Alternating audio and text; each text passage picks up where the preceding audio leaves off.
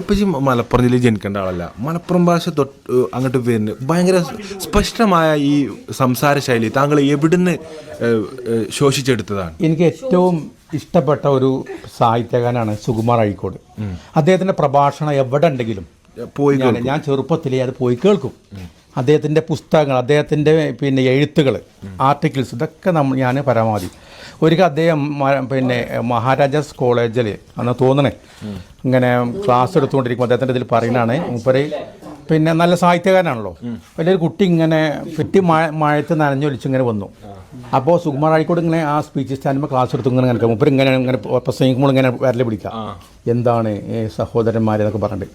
അപ്പോൾ ഈ കുട്ടി വന്നപ്പം ആശങ്ക തിരിഞ്ഞു, ഗുഡ് മോർണിംഗ് നടന്ന് നോക്കി പറഞ്ഞാണ്, എന്താ കുട്ടി, കരുണയേറ്റ കാലവർഷത്തിൻ്റെ രോഷം കനീഭൂതമായ മേഘപാളികളിൽ കുളിർ തന്നിൽ വീശിയപ്പോൾ ഉള്ളുണർന്നു പോയി ഹർഷബിന്ദുക്കളുടെ അനന്ത പ്രവാഹം കാരണമാണോ നീ ഇത്രയും വൈകിയതെന്ന് ചോദിച്ചു.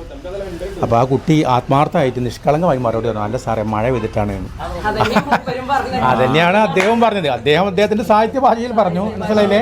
കുട്ടികൾ തീരാതെ കുട്ടി എന്താ വിചാരിച്ചത്, കണ്ട ആൺകുട്ടികളൊക്കെ കൊച്ചിന്ന് വന്നു കോമഡിക്ക് ചിരിക്കാൻ ഇപ്പോഴാണ് കത്തിയത്. അതാണ് SVK. അങ്ങനെ